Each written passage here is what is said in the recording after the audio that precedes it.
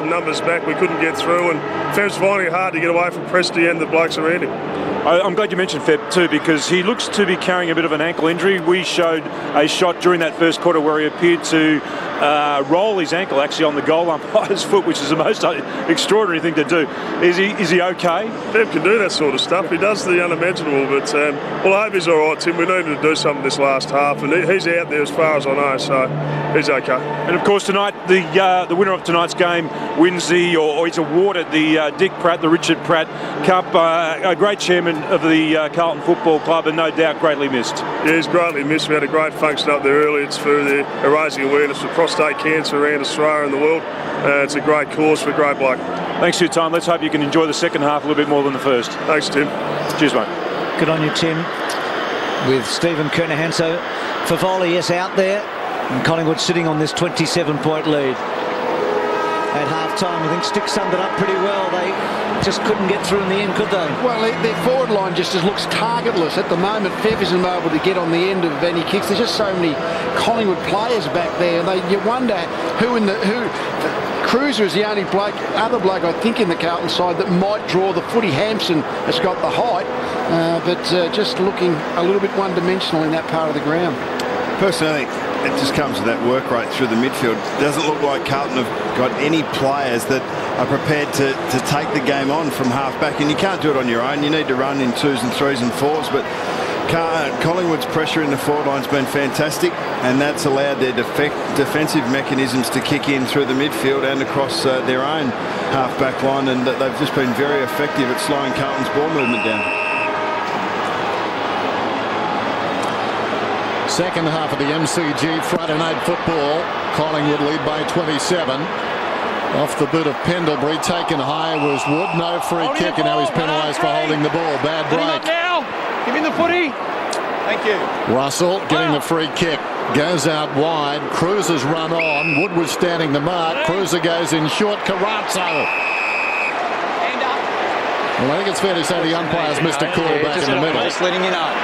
I think they've actually released Carazzo from the Didac matchup, which he's done quite well at, but maybe they need someone more to present, and he can find the footy whatever part of the ground he's playing.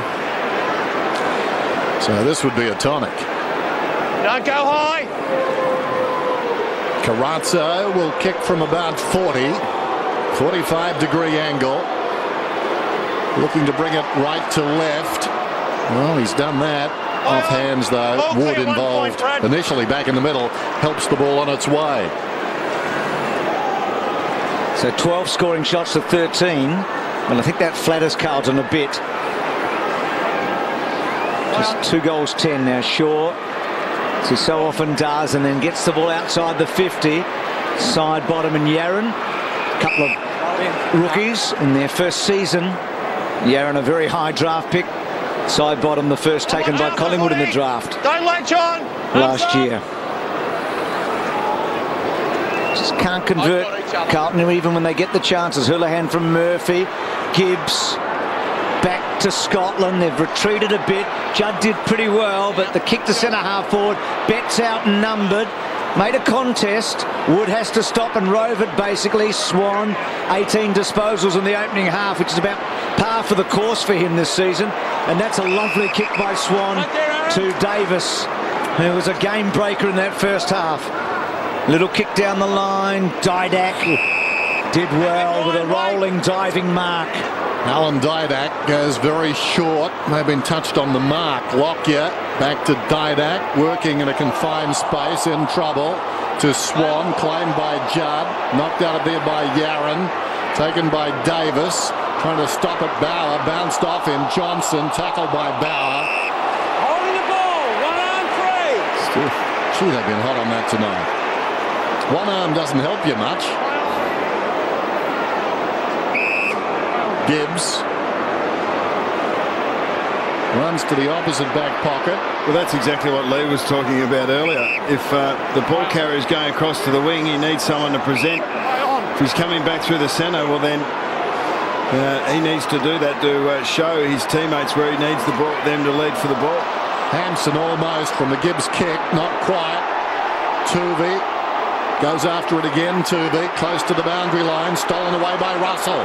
Here's a chance for the Blues. Kicks inside the forward 50. Too tall for Fev. Loose at the back. Betts arrives.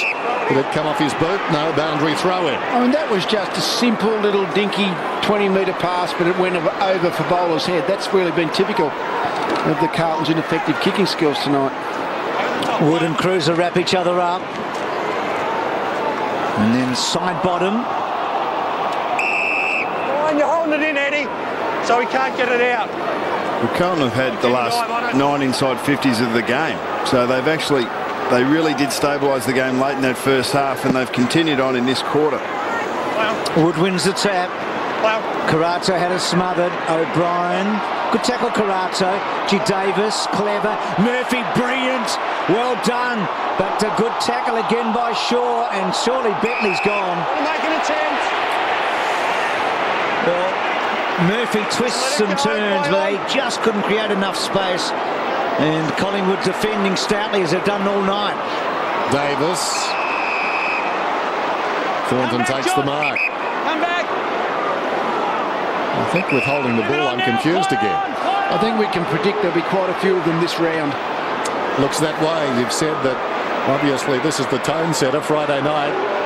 There's Davis. Shaw. Couple of bounces to the opposite back pocket. Dawes is running hard. He's the target, and that's a beautiful kick. Dawes checks off the ball, runs after it, goes beyond the wing, goes in short. Didak has to get down for it, close to the boundary line, tosses it back over the shoulder. Dawes doing some work off the footy. Both these guys pretty exhausted, slapped away by Scotland, taken by Gibbs. Houlihan wheels around. He's at left half back. Houlihan. Gibbs getting busy.